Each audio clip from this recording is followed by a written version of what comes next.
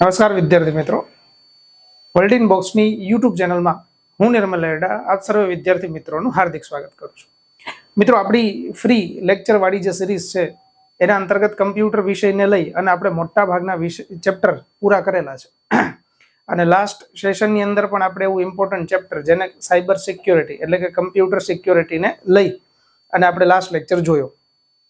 આ સેશનમાં પણ આપણે એ ચેપ્ટરની થોડી ઘણી બાબત બાકી છે એને જોઈશું. ત્યાર પછી આગળ નવા ચેપ્ટરની અંદર વધીશું. બરાબર, જુઓ, અત્યાર સુધીના કદાચ તમે આ પ્લેલિસ્ટ તો તમે જોઈ શકો છો. આપણી યુટ્યુબ ચેનલની અંદર પ્લેલિસ્ટમાં તમે જોશો એટલે ફ્રી બેચની અંદર કમ્પ્યુટર વિષય મળશે. તેમાં તમને એક સાથે ટોટલ 10 જેટલા લેક્ચર જોવા મળે છે. એ બધા જ લેક્ચર તમે એક સાથે પ્લેલિસ્ટની અંદર જોશો તો આખો કમ્પ્યુટરનો સિલેબસ એની અંદર તમને મળી જશે. બરાબર, એને આપણે વિથ ડિટેલ ભણીએ છીએ એટલે કોઈ પણ ટોપિક છોડવા નથી. આજે એવો જ એક ટોપિક સમજવો છે. પણ લાસ્ટ લેક્ચરની અંદર જો એક વખત યાદ કરી લઈએ કે લાસ્ટ લેક્ચરની અંદર આપણે કમ્પ્યુટર સિક્યુરિટી આના વિશેની માહિતી મેળવી હતી. અને સિક્યુરિટી આવે તો આપણને 2 કે 3 બાબતો યાદ આવી જોઈએ કે સિક્યુરિટી એટલે કમ્પ્યુટરની સુરક્ષા થાય. તો આપણને પહેલી બાબત એ યાદ આવી જોઈએ કે દર વર્ષે એક દિવસ ઉજવવામાં આવે છે જેને કમ્પ્યુટર સુરક્ષા દિવસ આવું નામ આપવામાં આવે છે. તો દર વર્ષે વાર્ષિક ધોરણે આ દિવસ ઉજવાય છે, કમ્પ્યુટર સુરક્ષા દિવસ. અને આ કમ્પ્યુટર સુરક્ષા દિવસ જે આપણે કઈ તારીખે ઉજવીએ છીએ તો આપણને આ યાદ આવશે કે 30મી નવેમ્બર છે એ દર વર્ષે કમ્પ્યુટર સુરક્ષા દિવસ, કમ્પ્યુટર સિક્યુરિટી ડે તરીકે ઉજવાય છે.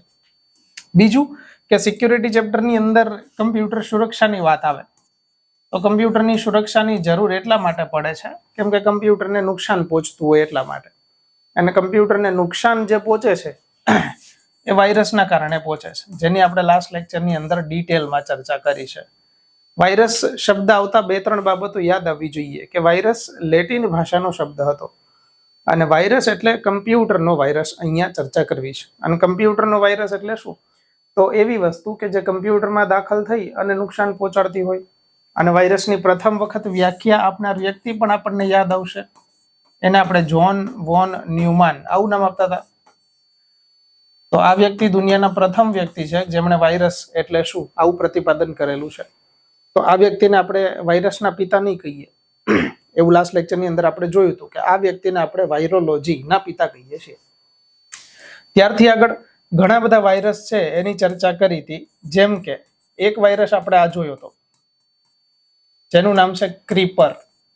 ક્રીપર વાયરસ છે એ આખી દુનિયાનો સૌથી પહેલો વાયરસ હતો કે જે અમેરિકાની અંદર કમ્પ્યુટરમાં નુકસાન પહોંચાડતો હોય. તો દુનિયાનો સૌથી પહેલો વાયરસ કોઈ આવે તો એને આપણે ક્રીપર કહીએ છીએ. બીજો જે વાયરસ આપણે જોયો હતો એનું નામ હતું સી બ્રેઇન. સી બ્રેઇન, આમ તો વાયરસ આવતાની સાથે ઘણા બધાને કોરોના યાદ આવી જાય, ઘણા બધાને લંપી યાદ આવી જાય, પણ આપણે અહીંયા કમ્પ્યુટર વાયરસની વાત કરતા હતા. બરાબર, તો સી બ્રેઇન એક વાયરસ છે જે સી બ્રેઇન વાયરસ ભારતની અંદર પ્રવેશેલો પ્રથમ વાયરસ હતો કે જે વાયરસ એવો હતો કે જે ભારતની અંદર આવી અને ભારતના કમ્પ્યુટરમાં નુકસાન પહોંચાડેલું હોય. પાકિસ્તાનની અંદર લાહોર છે, ત્યાં 2 ભાઈઓ છે, એમણે આ વાયરસ બનાવેલો હતો કે જે ભારતની અંદર નુકસાન કરતા હતો. તો સી બ્રેઇન ભારતનો પહેલો વાયરસ છે.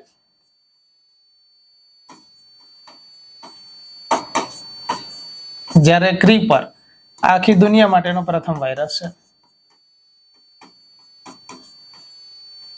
પછી આપણે ગયા હતા કરંટ અફેરની અંદર. કરંટ અફેરની અંદર પણ અત્યારે ઘણા બધા વાયરસ ચર્ચામાં ચાલે છે.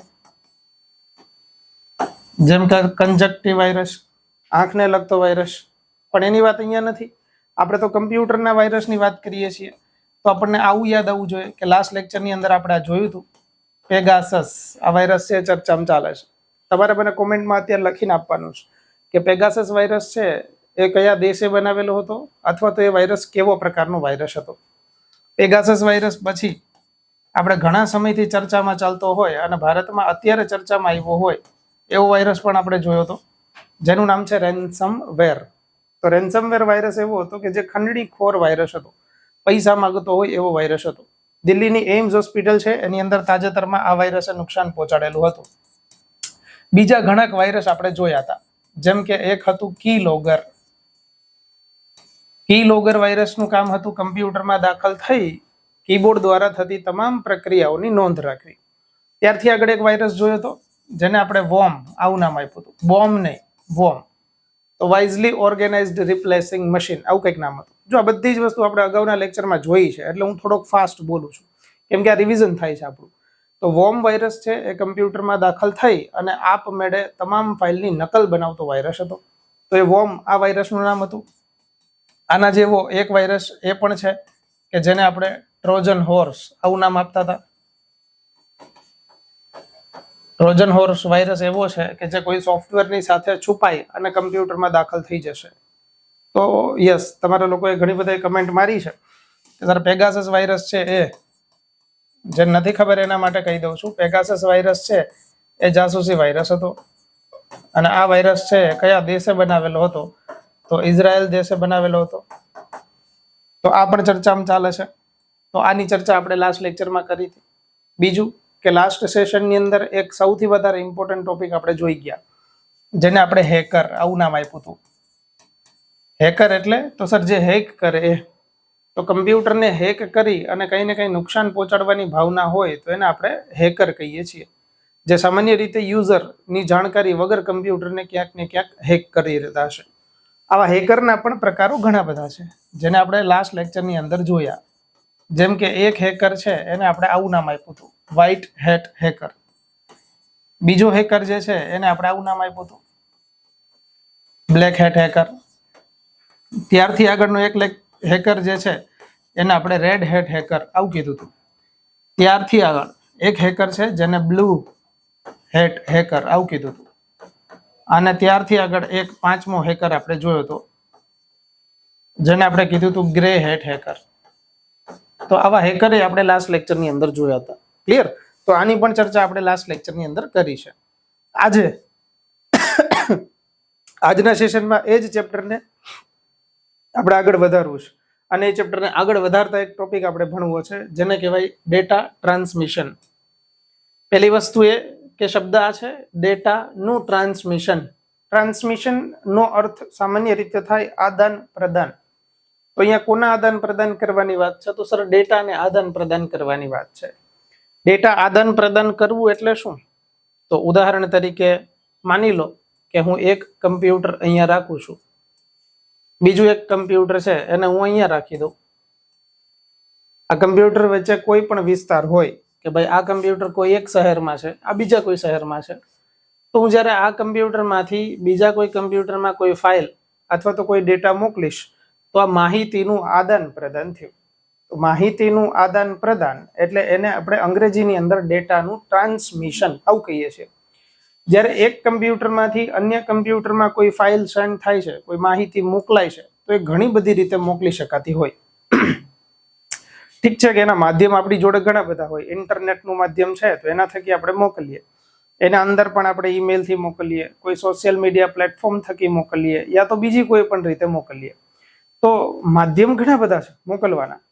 પરંતુ આ જે માહિતી જે સેન્ડ થશે ને એ માહિતી 3 પ્રકારે સેન્ડ થતી હોય છે. આ 3 પ્રકાર જે સેન્ડ થવાના છે ને એને આપણે ડેટાના ટ્રાન્સમિશનના 3 પ્રકારો કહીએ છીએ. તો માહિતીના આદાન પ્રદાનના 3 મુખ્ય પ્રકારો છે, એટલે કે ડેટા ટ્રાન્સમિશન 3 પ્રકારે થઈ શકે છે. સૌથી પહેલું ડેટા ટ્રાન્સમિશન છે કે જેને આપણે સિમ્પ્લેક્સ મોડ આવું કહીએ છીએ. સિમ્પ્લેક્સ મોડ એટલે શું?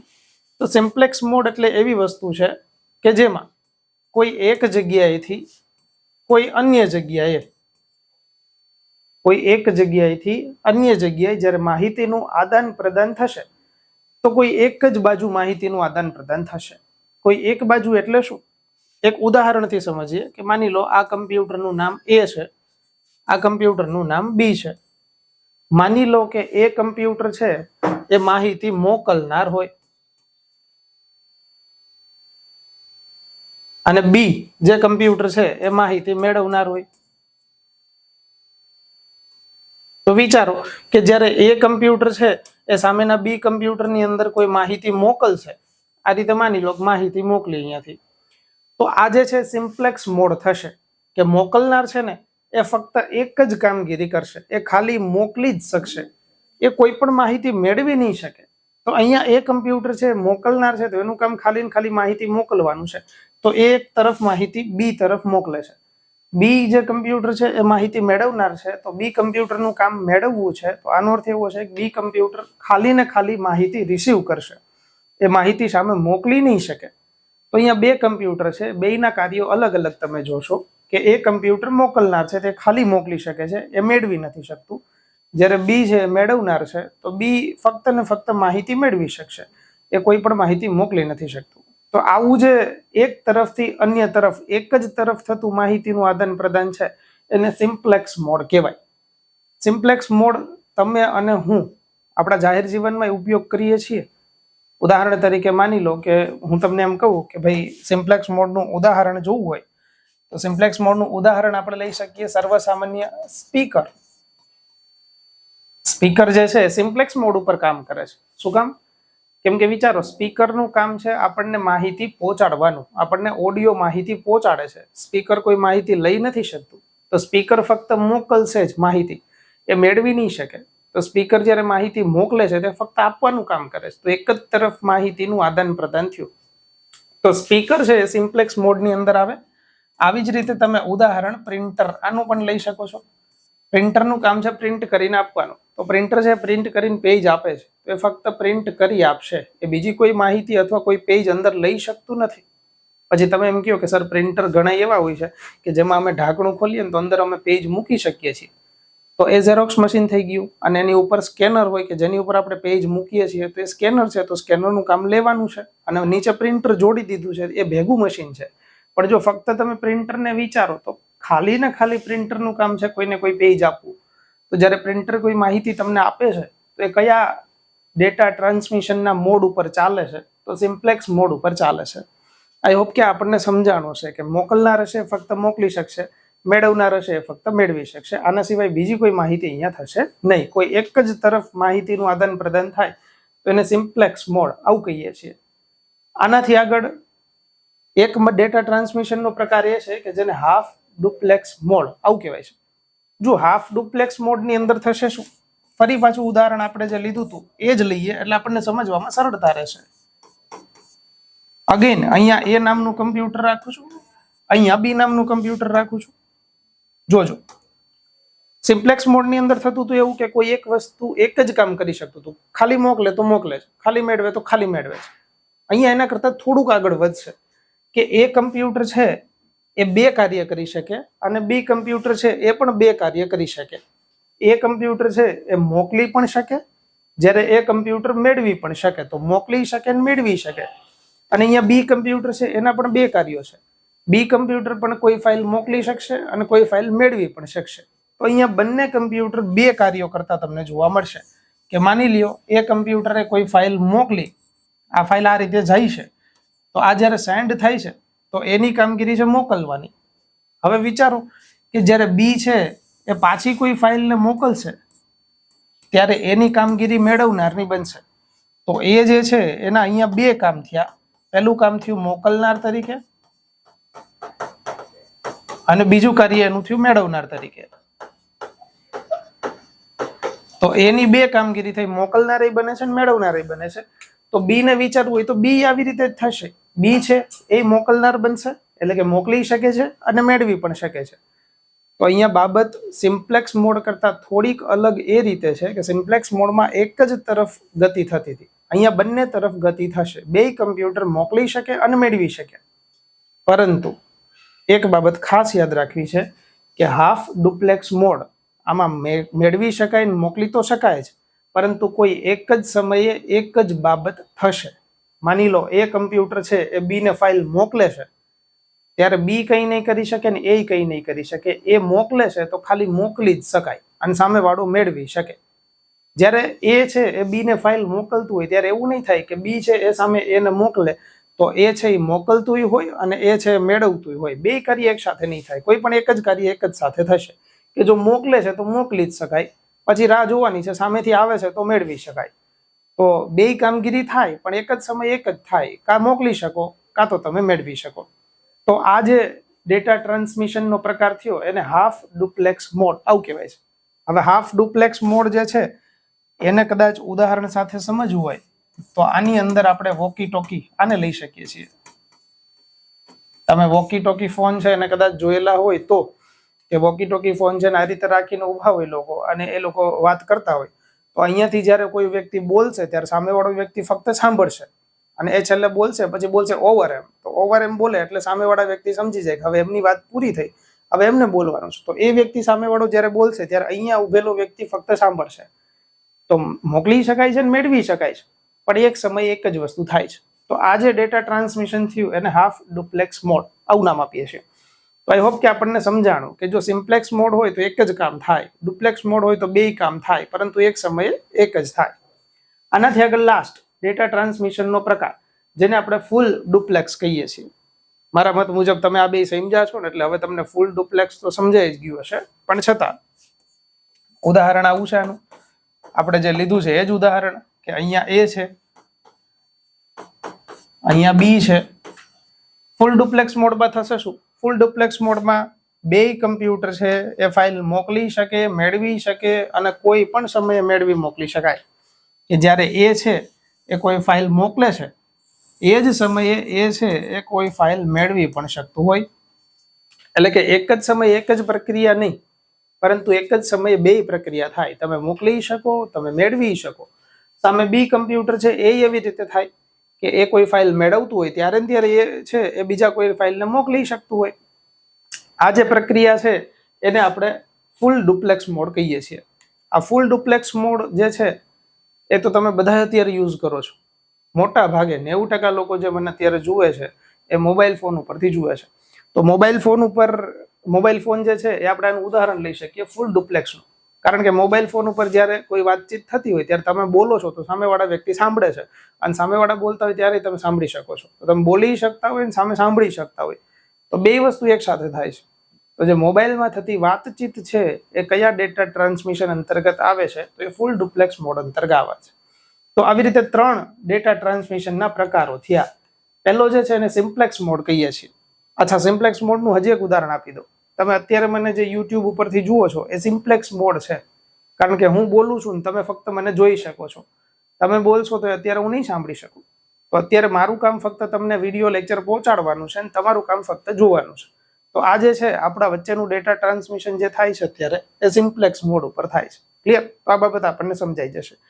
ત્યારથી આગળ હાફ ડુપ્લેક્સ જોયું, જેમાં હું મોકલી શકું ને હું મેળવી શકું. તમે મોકલી શકો ને મેળવી શકો, બેય થાય, પણ એક જ સમયે એક જ વસ્તુ થાય કે જો હું તમને કંઈ કહેતો હોય તમારે ફક્ત સાંભળવાનું, જ્યારે તમે બોલતા હોય ત્યારે ફક્ત મારે સાંભળવાનું. તો આ જે છે એને હાફ ડુપ્લેક્સ મોડ આવું કહીએ છીએ. અને ફૂલ ડુપ્લેક્સ મોડમાં આપણે વાત કરી કે મોબાઈલમાં થતી વાતચીત. તો મોબાઈલમાં થતી વાતચીત છે એ કયા ડેટા ટ્રાન્સમિશન અંતર્ગત આવે છે? તો આપણે યાદ રાખીશું ફૂલ ડુપ્લેક્સ આના અંતર્ગત આવે છે. આઈ હોપ કે 3 પ્રકારના કમ્પ્યુટરમાં થતા ડેટાના ટ્રાન્સમિશન આ તમને પૂરેપૂરું હવે સમજાઈ ગયું છે. ક્લિયર? ત્યારથી આગળ વધીએ છીએ. અચ્છા, અહીંયા સુધીની જે બાબત આપણે જોઈ છે ને ડુપ્લેક્સ મોડ સુધીની, તો એ ડેટા ટ્રાન્સમિશન જે જોયું ને એ અત્યાર સુધીનું જે આપણું ચેપ્ટર શરૂ હતું એ ચેપ્ટરની અંદર આપણે જોયું છે. એને આપણે કમ્પ્યુટર સિક્યોરિટી આવું નામ આપતા હતા. તો કમ્પ્યુટર સિક્યોરિટીની અંદર અત્યાર સુધીના તમામ ટોપિક આપણે જોયા છે. આ સિક્યોરિટીની અંતર્ગત જો નવા કોઈ વાયરસ ચર્ચામાં આવશે, આપણા લેક્ચર જ્યાં સુધી શરૂ હશે, ઇન બિટવીન કોઈ વાયરસ આવશે તો હું તમને જે તે સમયે લેક્ચર શરૂ હશે ને ત્યારે જ કહી દઈશ. એટલે આપણને કરંટ અફેર પણ ત્યાં મળતું જાય. ક્લિયર? તો કમ્પ્યુટર સિક્યુરિટી આ ચેપ્ટરને આપણે કમ્પ્લીટ કર્યું છે. હવે એનાથી આગળ જવું છે, એક નવું ચેપ્ટર ભણવું છે જેને આપણે જનરલી કહીએ છીએ ઈ કોમર્સ અને એમ કોમર્સ. આ ચેપ્ટરનું સડંગ નામ છે ઈ કોમર્સ એમ કોમર્સ. જનરલી આ ચેપ્ટર જે છે એની અંદર ઘણી બધી વખત પરીક્ષાની અંદર પ્રશ્નો જોવા મળે છે. તો સંયુક્ત રીતે આને આવું કહીએ છીએ ઈ કોમર્સ એમ કોમર્સ. હવે અહીંયાથી સર ઈ કોમર્સ અને એમ કોમર્સ એટલે શું? તમે મને કોમર્સનો કોર્સ કરાવવા જવાના છો? નહીં, બિલકુલ નહીં. ઈ કોમર્સ અને એમ કોમર્સ તો આપણા સ્પર્ધાત્મક પરીક્ષાનું જ ચેપ્ટર છે. પણ જુઓ આને કઈ રીતે સમજવું છે. અહીંયા ઈ કોમર્સ અને એમ કોમર્સ, સૌથી પહેલા શબ્દ પકડીએ છીએ કોમર્સ. તો કોમર્સ શબ્દનો અર્થ જનરલી આપણે આવો કરીએ છીએ કે આને વ્યાપાર અથવા તો આને વાણિજ્ય આવું આપણે કહેતા હોઈએ છીએ. તો સર અમે તો સાયન્સના સ્ટુડન્ટ છીએ તો અમને કોમર્સ કઈ રીતે સમજાશે? અચ્છા, અહીંયા આખું કોમર્સ નથી ભણવાનું, પણ ઈ કોમર્સને ભણવાનું છે. એટલે કોમર્સ શબ્દનો અર્થ વ્યાપાર અથવા તો વાણિજ્ય થાય છે. વ્યાપાર અથવા વાણિજ્ય એટલે શું? જ્યારે તમે કોઈ પણ પ્રકારનો વેપાર કરો છો જેમાં પૈસાની લેતી દેતી એટલે કે નાણાંની લેતી દેતી થાય તો એને વેપાર અથવા વાણિજ્ય કહેવામાં આવે છે.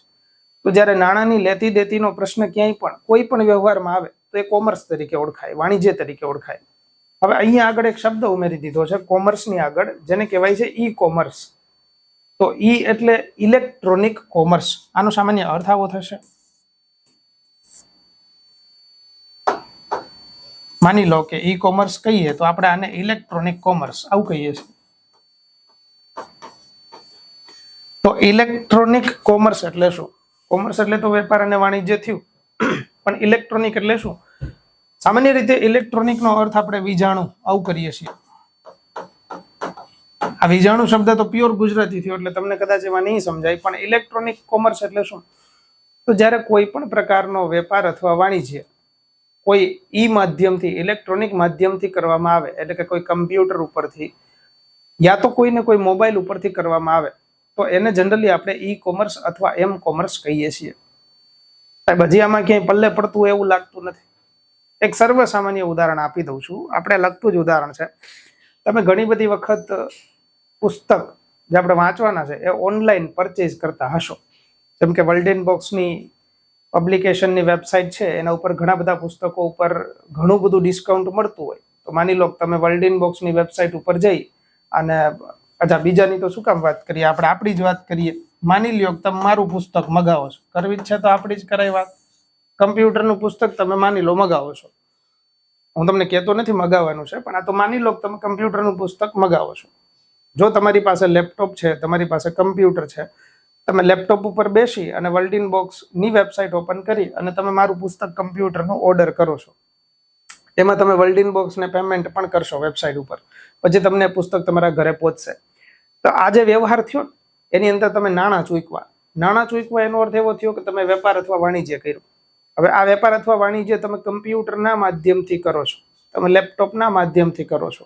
તો જો તમે લેપટોપ કે કમ્પ્યુટરના માધ્યમથી કરો છો તો એ વ્યવહાર તમારો સમગ્ર જે છે એ ઈ કોમર્સ બની ગયો, ઇલેક્ટ્રોનિક કોમર્સ બન્યો. એક જ સિમ્પલ અર્થ છે, જો કોઈ પણ વસ્તુ તમે ઓનલાઈન ઓર્ડર કરો છો અને જો કમ્પ્યુટરના માધ્યમથી ઓર્ડર કરો છો તો એને ઈ કોમર્સ કહી શકાય. પણ સર અમારી પાસે અત્યારે લેપટોપ નથી, સાહેબ અત્યારે અમારી પાસે કમ્પ્યુટર નથી, અત્યારે તો અમારું બધું કાર્ય છે ને એ મોબાઈલ ઉપરથી હાલે છે. એ પછી વિડીયો કોલ હોય તોય ભલે, સર કોઈની યાર વાતચીત હોય તોય ભલે, કે તમે જેમ કહો છો પુસ્તક મગાવવાનું એ હોય તોય ભલે, બધું અમે મોબાઈલ ઉપરથી જ કરીએ છીએ. તો જો તમે બધી જ વસ્તુ મોબાઈલ ઉપરથી મગાવો છો, મારું જ પુસ્તક ફરી પાછું તમે મોબાઈલથી મગાવો છો, ઓર્ડર કરો છો, તો એ તમારો વ્યવહાર જે થયો એ એમ કોમર્સ બન્યો. એટલે એમ કોમર્સને જનરલી આપણે મોબાઈલ કોમર્સ આવું કહીએ છીએ. તો સિમ્પલ અર્થ એટલો નીકળે છે કે જો કોઈ પણ વસ્તુ તમે જ્યારે કમ્પ્યુટરના માધ્યમથી નાણાંનો વહીવટ કરો છો તો એને ઈ કોમર્સ કહેવાય. પરંતુ જો કોઈ પણ નાણાંનો વહીવટ તમે મોબાઈલના માધ્યમથી કરો છો તો એને એમ કોમર્સ કહેવાય. તો સર હમણાં જ અમે જ્યારે લાઇબ્રેરીમાં વાંચવા બેઠા હતા ને ત્યારે એક ફ્રેન્ડનો મને ફોન આવ્યો સાહેબ, અને એને મને કીધું કે મને પેટીએમ ઉપર 500 રૂપિયા આપી દે. તો મેં એને સર પેટીએમ ઉપર 500 રૂપિયા મોકલા. તો સર મેં મોબાઈલથી પેટીએમથી એને 500 રૂપિયા મોકલા, તો એને એમ કોમર્સ કહેવાય? તો યસ, બિલકુલ કહેવાય, કેમ કે તમે મોબાઈલથી નાણાંનો વહીવટ કર્યો છે. સાહેબ હાલો એક ઉદાહરણ એવું થયું સાહેબ કે માની લો સર લાઇબ્રેરીમાં વાંચતા કંટાળો આવ્યો અને અમે ઓનલાઈન ગેમ શરૂ કરી, જેમાં અમે ઓનલાઈન પત્તાની ગેમ રહીમાં, જેમાં અમે પૈસા જીતી ગયા ઘણા બધા. તો સર મોબાઈલની ગેમ રમી અને અમે પૈસા જે કમાણા એ મોબાઈલથી કમાણા, તો એને એમ કોમર્સ કહેવાય? યસ, બિલકુલ વસ્તુ સાચી છે, એને એમ કોમર્સ જ કહેવાય, કેમ કે મોબાઈલ થકી તમારા નાણાંનો વહીવટ થયો છે. તો હવે સામાન્ય અર્થ તમને સમજાયું છે કે ઈ કોમર્સ અને એમ કોમર્સ એટલે શું. તો ઈ કોમર્સ એટલે કમ્પ્યુટરના માધ્યમથી થતો નાણાંનો વહીવટ, એમ કોમર્સ એટલે મોબાઈલના માધ્યમથી થતો નાણાંનો વહીવટ. હવે આ જે ઈ કોમર્સ જે છે એના ઘણા બધા મોડેલ છે. જો તમે કોઈ વ્યક્તિને પૈસા મોકલો તો એને ઈ કોમર્સનું એક C2C આવું મોડેલ કહેવાય છે. તો આવી રીતે ઈ કોમર્સના ઘણા બધા મોડેલ છે, એ બધા જ મોડેલ આપણે સમજવા છે. પણ એની પહેલા જે પરીક્ષામાં પ્રશ્ન પૂછાણો હતો ઈ કોમર્સનો, ગયા વર્ષે હેડ ક્લર્કનું જે પેપર લેવાનું, એની અંદર પૂછાયેલો પ્રશ્ન આપણે જોઈ લઈએ તો કે દુનિયામાં પહેલી એવી કઈ પ્રવૃત્તિ છે જે ઈ કોમર્સની થઈ હોય. એટલે કે દુનિયામાં પહેલી એવી કઈ વસ્તુ છે કે જેને ઓનલાઈન વેચાણ માટે મૂકેલી હોય. તો યાદ રાખીશું દુનિયામાં સૌથી પહેલી ઈ કોમર્સની પ્રવૃત્તિ છે એ આ હતી.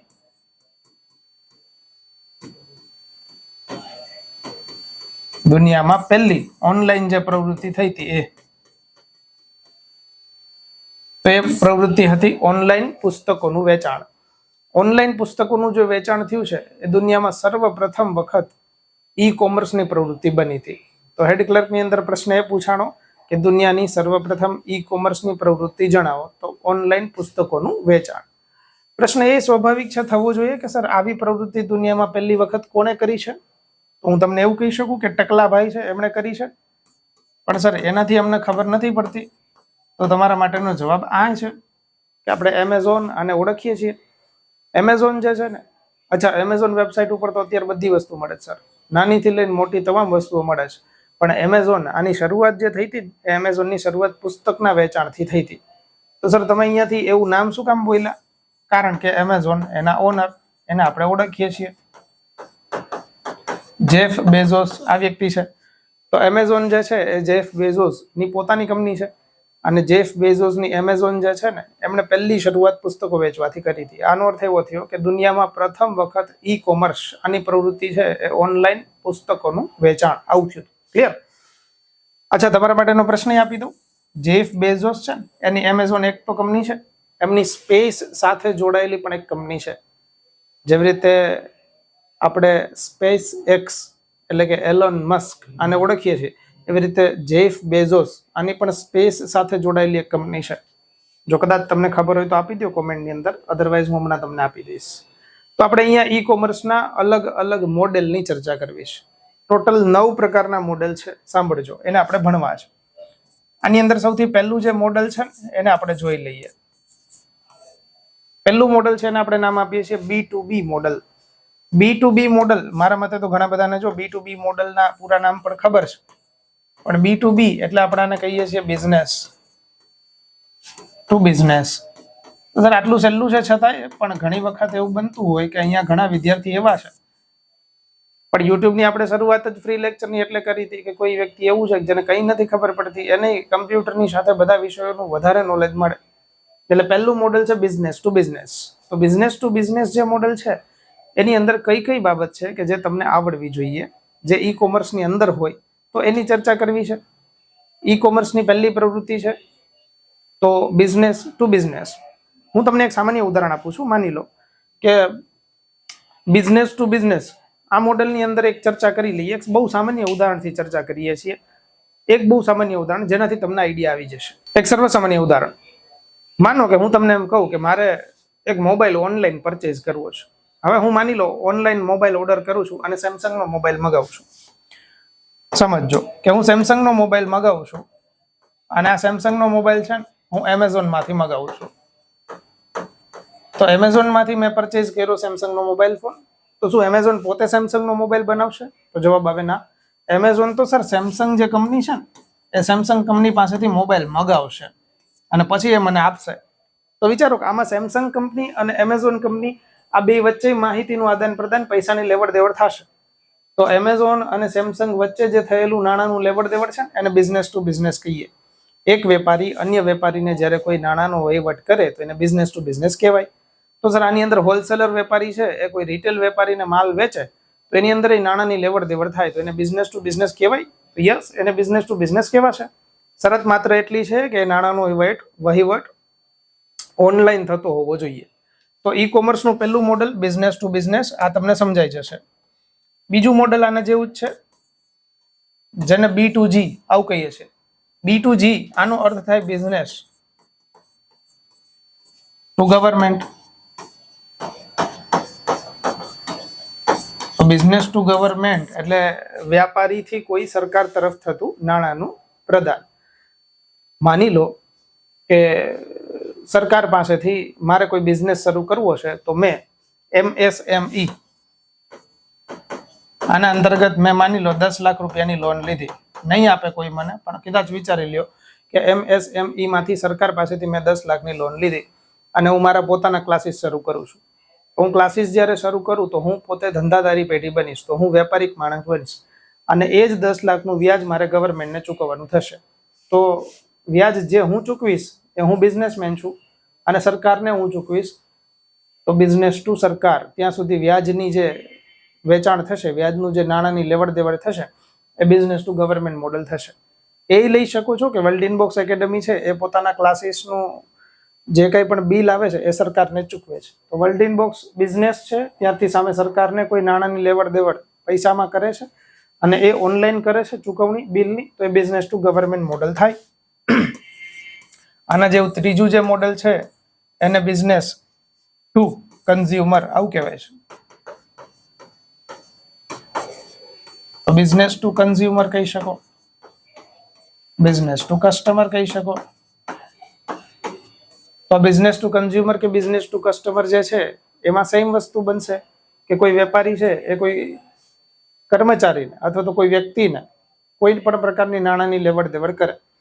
ઉદાહરણ તરીકે હું મોબાઈલ દુકાન ઉપર મોબાઈલ લેવા ગયો સેમસંગનો, અને એ મોબાઈલની દુકાનવાળા ભાઈએ છે ને મને સેમસંગના મોબાઈલ ફોનમાં 1000 રૂપિયાનું ડિસ્કાઉન્ટ આપ્યું છે. એ 1000 રૂપિયા એને મને રિફંડ કરી દીધા. જે મેં ચૂકવા હતા એને એમાંથી 1000 ડિસ્કાઉન્ટ પેટે એને મને ફરી પાછા આપ્યા. તો એમણે મને ફરી પાછા આપ્યા, તો એ બિઝનેસથી મને આપ્યા છે, તો હું કસ્ટમર છું, હું કન્ઝ્યુમર છું. તમે તો સર છો, પણ હું અત્યારે મોબાઈલ લેવા જાઉં તો હું કન્ઝ્યુમર કે કસ્ટમર છું. તો એ વેપારીએ મને જે ડિસ્કાઉન્ટ આપ્યું એ જે મોડલ બનશે એ બિઝનેસ ટુ કસ્ટમર આ મોડલ બનશે. તો આપણને હવે બિઝનેસ વાળા 3 મોડલ સમજાઈ ગયા. જુઓ, બિઝનેસ વાળા 3 મોડલ છે.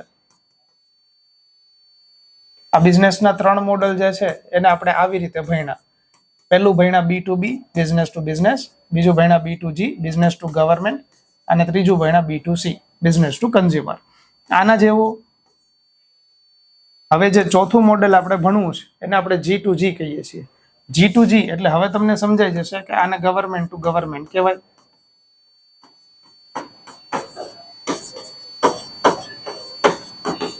તો ગવર્મેન્ટ ટુ ગવર્મેન્ટ આનો અર્થ એવો થાય કે જ્યારે એક સરકાર છે એ અન્ય સરકાર તરફ કોઈ નાણાંની લેવડ દેવડ કરે તો એ ગવર્મેન્ટ ટુ ગવર્મેન્ટ મોડેલ બને.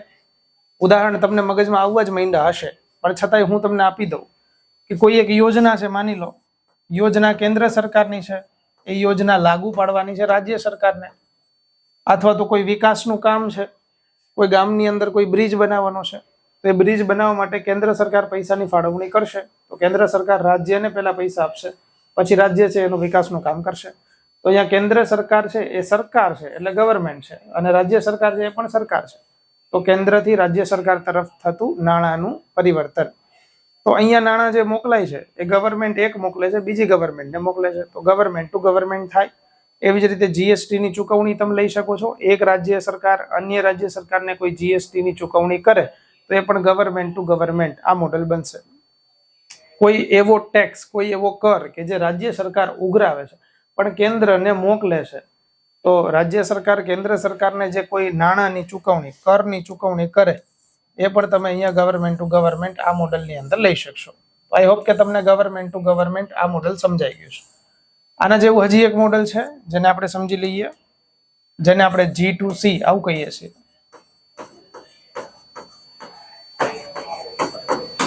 G2C એટલે ગવર્મેન્ટ ટુ કસ્ટમર, કન્ઝ્યુમર આવું થશે. હવે આની અંદર વિચારો, ગવર્મેન્ટ ટુ કન્ઝ્યુમર એટલે સરકાર તરફથી કોઈ વ્યક્તિ તરફ થતી નાણાંની વહીવટ. માની લો કે હમણાં જેવું એવું હતું કે એસટી કેટેગરી છે ને એને સરકાર છે 20,000 રૂપિયાની નાણાકીય સહાય કોચિંગ ક્લાસ માટે કરશે. તો તમે એસટી કેટેગરીમાંથી છો, તમે લાભ લેશો તો સરકાર તમને નાણાં ચૂકવશે, તમારા અકાઉન્ટમાં ચૂકવશે. તો સરકાર ચૂકવશે, તમારા અકાઉન્ટમાં ચૂકવશે, એટલે સરકાર તરફથી વ્યક્તિ તરફ કોઈ એવા કન્ઝ્યુમર, કોઈ ગ્રાહક તરફ થતો નાણાંનો વહીવટ. તો જે તમને સહાય મળે છે એ ગવર્મેન્ટ ટુ કન્ઝ્યુમર કહી શકાય. તો તમામ પ્રકારની સહાય છે, સરકારી સહાય, એ બધી ગવર્મેન્ટ ટુ કન્ઝ્યુમર જ ટ્રાન્સફર થતી હશે. તો એ ઈ કોમર્સના G2C મોડલમાં આવે. ખેડૂતને જે 2000 કિસાન સન્માન નિધિ આના અંતર્ગત હપ્તો મળે છે એ આમાં લઈ શકાય. ખેડૂતને મોબાઈલ ફોન ખરીદવા માટે થઈ અને 40% સહાય મળે છે, તો એ મોબાઈલ ફોન ખરીદવા માટેની 40% સહાય ગવર્મેન્ટ આપે છે, તો એ પણ ગવર્મેન્ટ ટુ કન્ઝ્યુમર આ મોડલ બનશે. આના જેવું હજી એક મોડલ છે જેને કહેવાય G2B, તો એ ગવર્મેન્ટ ટુ બિઝનેસ આ બનશે. હવે ગવર્મેન્ટ ટુ બિઝનેસ જે મોડલ બન્યું એમાં તમને હવે સમજાઈ ગયું હશે કે બિઝનેસ ટુ ગવર્મેન્ટ એટલે કોઈ સરકાર તરફથી કોઈ વેપારી તરફ થતું નાણાંનો વહીવટ. હમણાં જ મેં ઉદાહરણ લીધું કે મારે કોઈ બિઝનેસ શરૂ કરવો છે અને હું સરકાર પાસેથી માની લ્યો કે 10 લાખ રૂપિયાની લોન લઉં છું, તો 10 લાખ રૂપિયાની જે મેં લોન લીધી એ સરકાર મને ચૂકવશે, મારા અકાઉન્ટમાં ચૂકવશે, અને પછી હું વેપાર સ્થાપીશ. તો હું વેપાર સ્થાપું છું તો હું બિઝનેસમેન બન્યો. અને ગવર્મેન્ટ જે છે એ સરકાર જે છે એ સરકાર મને નાણાં આપે છે. તો સરકાર જે નાણાં આપે છે એ સરકાર નાણાં આપે છે મને, એટલે હું અહીંયા વેપારી બનું છું. તો એ મોડલને આપણે ગવર્મેન્ટ ટુ બિઝનેસ આવું કહીએ છીએ. તો આ જે મોડલ અત્યાર સુધીમાં આપણે ભણ્યા, બીજા 3 મોડલ, આ 3 મોડલને આપણે ગવર્મેન્ટના મોડલ કહીએ છીએ. જુઓ, અહીંયા બિઝનેસના મોડલ હતા, એવી રીતે અત્યારે આપણે જે ભણ્યા એ ગવર્મેન્ટના મોડલ ભણ્યા. તો ગવર્મેન્ટના મોડલ પણ 3 મળ્યા આપણને. સૌથી પહેલું મોડલ આપણે જે જોયું એ G2C જોયું, પછી G2G જોયું, અને પછીનું જોયું G2B. તો આવી રીતે બિઝનેસના 3 મોડલ, ગવર્મેન્ટના 3 મોડલ. હવે 3 મોડલ વધ્યા છે એ જોઈ લઈએ. હવે જો આ મોડલ બધા તમને વધારે આરામથી અને ફટાફટ સમજાઈ જશે. એમાં પહેલું મોડલ છે C2C. C2C એટલે તમને ખબર પડી જશે, કન્ઝ્યુમર ટુ કન્ઝ્યુમર આવું કહેવાય. તો કન્ઝ્યુમર ટુ કન્ઝ્યુમર એટલે કસ્ટમર ટુ કસ્ટમર, એક વ્યક્તિથી અન્ય વ્યક્તિ સુધી. હમણાં જ મેં તમને વાત કરી કે તમે લાઇબ્રેરીમાં બેઠા છો, કોઈ વ્યક્તિનો તમને ફોન આવ્યો કે ભાઈ તમને 500 રૂપિયા તમારી પાસે એ વ્યક્તિ માગે છે, તમે એને પેટીએમ 500 રૂપિયા કરો છો. તમે જે પેટીએમ કર્યું, તમે એક વ્યક્તિ છો, સામે એક વ્યક્તિ છે, તો એ customer to customer, consumer to consumer, આ નાણાંનો વહીવટ બનશે. ક્લિયર? તો એક વ્યક્તિ જ્યારે અન્ય વ્યક્તિને કોઈ નાણાંની ચૂકવણી કરે અને એ ઓનલાઈન માધ્યમથી કરે છે, તો એને આપણે customer to customer, consumer to consumer આવું કહીએ છીએ. આના જેવું હજી એક મોડલ છે જેને આપણે C2B કહીએ છીએ. C2B એટલે કન્ઝ્યુમર ટુ બિઝનેસ આવું કહેવાય. હવે કન્ઝ્યુમર ટુ બિઝનેસ એટલે કોઈ વ્યક્તિ જ્યારે કોઈ વેપારીને નાણાંની ચૂકવણી કરે તો એ કન્ઝ્યુમર ટુ બિઝનેસ બને. ઉદાહરણ તરીકે મેં મોબાઈલ ખરીદો, એમેઝોનમાંથી ખરીદો, તો હું મારા પૈસા છે એમેઝોનને મોબાઈલ પેટે ચૂકવીશ. તો જ્યારે હું મોબાઈલના નાણાં ચૂકવું છું ને એમેઝોનને, તો એમેઝોનને ચૂકવેલા નાણાં, એમેઝોન બિઝનેસમેન છે, હું એક વ્યક્તિ કસ્ટમર છું, તો એ કસ્ટમર ટુ બિઝનેસ આ મોડેલ બનશે.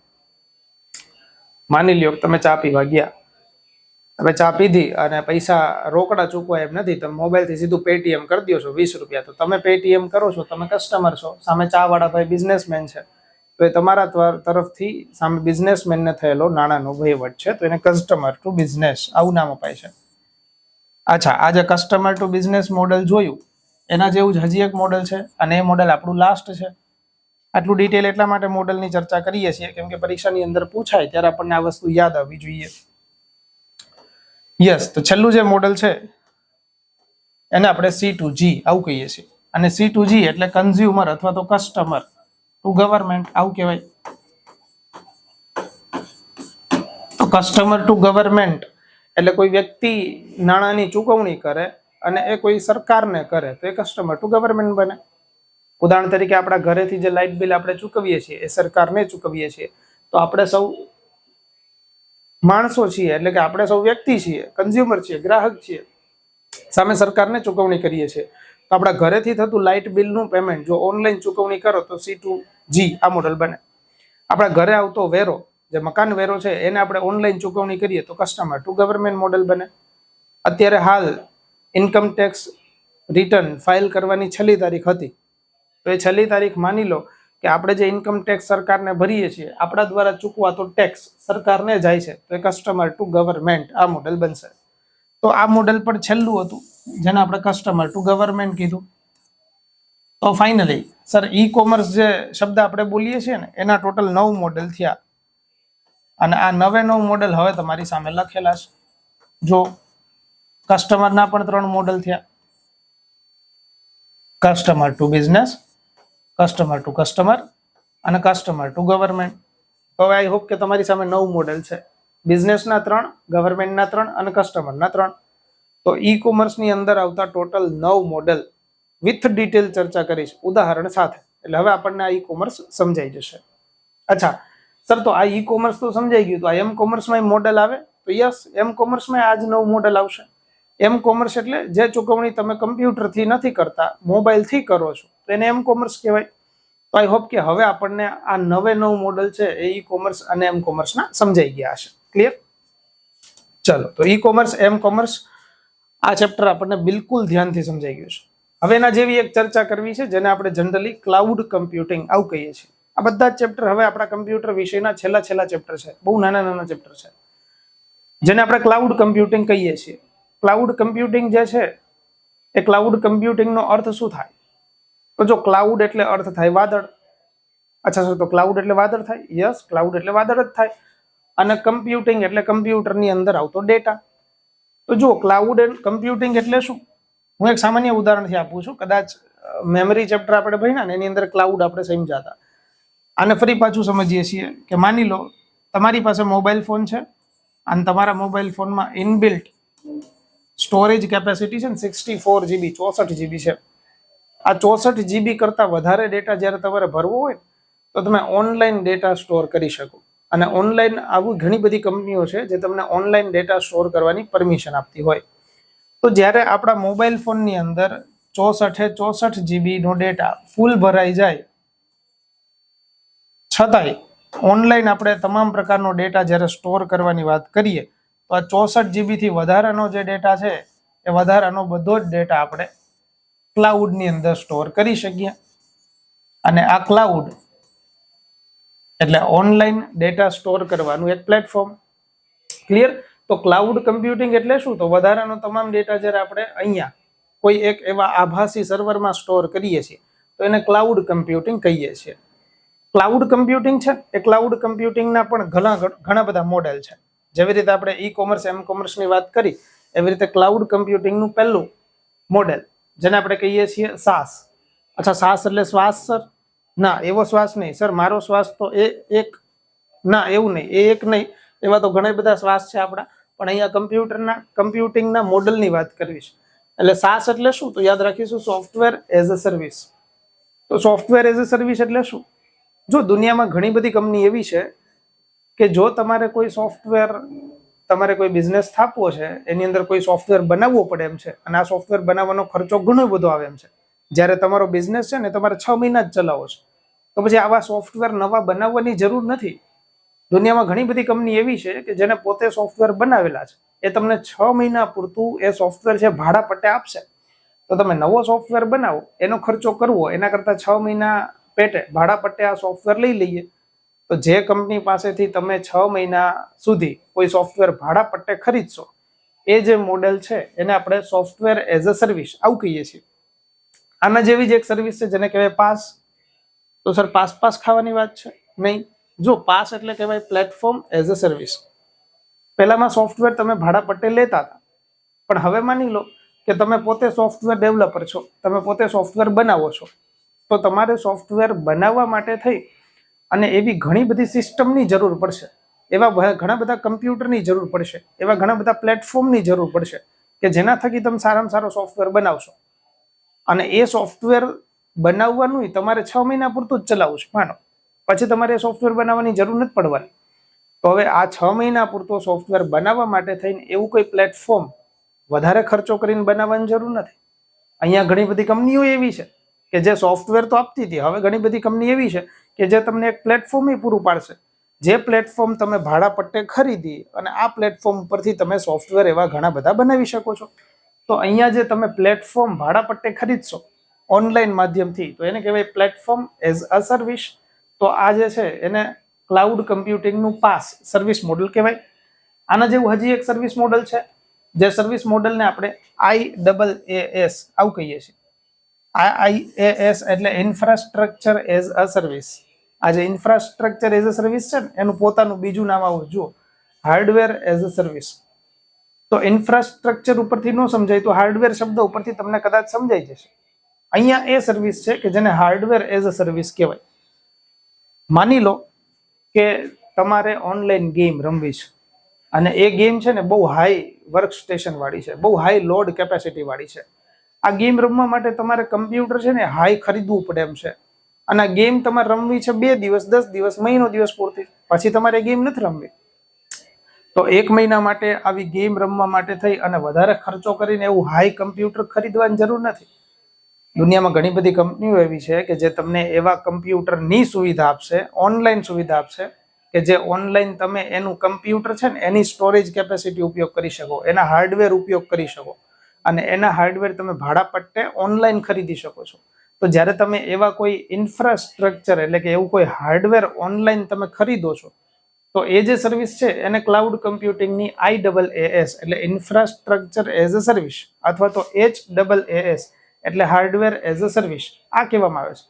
તો આઈ હોપ કે આપણને આ વસ્તુ સમજાઈ ગઈ છે કે સર ક્લાઉડ કમ્પ્યુટિંગ જ્યારે આવે ને તો ક્લાઉડ કમ્પ્યુટિંગનો અર્થ થાય ઓનલાઈન ડેટા સ્ટોર કરવો. અને ક્લાઉડ કમ્પ્યુટિંગના 3 મોડલ છે. પરીક્ષાની અંદર આ 3 મોડલ પૂછાય છે. પૂરા નામ સાથે યાદ રાખીશું કે પહેલું model software as a service, ત્યારબાદ પ્લેટફોર્મ એઝ અ સર્વિસ અને ત્યારબાદ ઇન્ફ્રાસ્ટ્રક્ચર એઝ અ સર્વિસ, જેને હાર્ડવેર એઝ અ સર્વિસ આ પણ કહેવાય છે. તો મારા મત મુજબ આપણને ક્લાઉડ કમ્પ્યુટિંગ સમજાણું છે, પણ ભારત સરકારે આવી ક્લાઉડ કમ્પ્યુટિંગની ઘણી બધી સર્વિસ આપી છે. ઉદાહરણ તરીકે તમને બધાને આ ખબર છે, જેને આપણે આવું નામ આપીએ છીએ ડિજીલોકર. તો ડિજીલોકર શું છે? તો ડિજીલોકર યાદ રાખીએ કે ક્લાઉડ સર્વિસ છે. અને કોણે આપી છે? તો ભારત સરકારે આપી છે. 2015 થી ડિજીલોકર શરૂ છે. જે ડિજીલોકરની અંદર તમે ઓનલાઈન ડોક્યુમેન્ટ બધા સ્ટોર કરી શકો છો. આ ડોક્યુમેન્ટ જે સ્ટોર થાય છે ઓનલાઈન એ ક્લાઉડની અંદર થાય છે. તો ક્લાઉડની અંદર સ્ટોર થતા ડોક્યુમેન્ટ જે છે એને ડિજીલોકર એપ્લિકેશન માધ્યમથી આપણે સ્ટોર કરીએ છીએ. તો એ ભારત સરકારની પોતાની ક્લાઉડ સર્વિસ કહેવાય, જેમાં 1 GB સુધીના તમે તમામ પ્રકારના ડોક્યુમેન્ટ છે એને સ્ટોર કરી શકશો. ક્લિયર? તો મિત્રો આપણે ઘણી બધી આ સેશનની અંદર એ ટોપિકની ચર્ચા કરી છે. હવે આપણે જે દર વખતે પૂરા નામો લઈએ છીએ એ પૂરા નામોને આપણે લેવા છે. ક્લિયર? તો પૂરા નામોને લેતા જઈએ. બધા લેક્ચરમાં હું તમને છેલ્લે થોડા ઘણા ફૂલ ફોર્મ આપીને જઉં છું. ઉદાહરણ તરીકે VPN. તો VPN ને આપણે આવું કહીએ છીએ. VPN નું આમ તો પૂરું નામ આપવાની જરૂર નહોતી, કારણ કે VPN જે છે ને એ તમે ઘણા બધા યુઝ કરતા હશો, એ મને ખબર છે. તો VPN એટલે વર્ચ્યુઅલ પ્રાઇવેટ નેટવર્ક આવું કહેવાય. તો VPN શબ્દ યાદ રાખીશું. ત્યારથી આગળ છે VCD. VCD જે છે ને એને કહેવાય વિડીયો કોમ્પેક્ટ ડિસ્ક. અગાઉના સમયની અંદર VCD જે છે એ યુઝ થતું હતું. ક્લિયર? તો VCD જે છે મોટી બધી કેસેટ આવતી હતી, જેને વિડીયો કોમ્પેક્ટ ડિસ્ક આવું નામ અપાય છે. ત્યારથી આગળ જોઈએ છીએ full form VLSI. VLSI technology છે અને VLSI જે છે એને આપણે આવું પૂરું નામ આપીએ છીએ.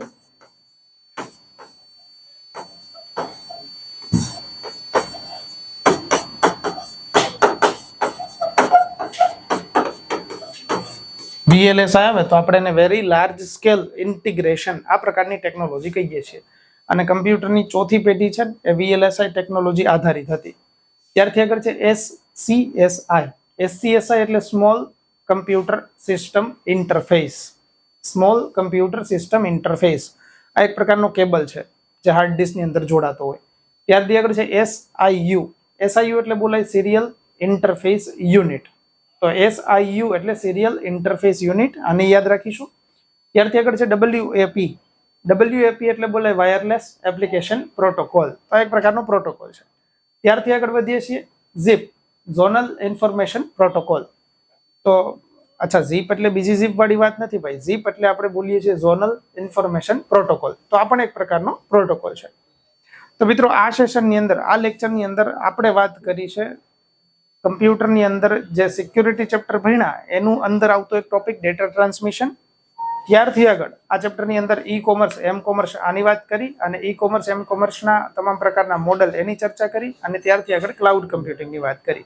મળીશું નવા લેક્ચર સાથે, નવા ટોપિક સાથે. ત્યાં સુધી સૌને મારા એક સાથે જય હિન્દ, જય ભારત.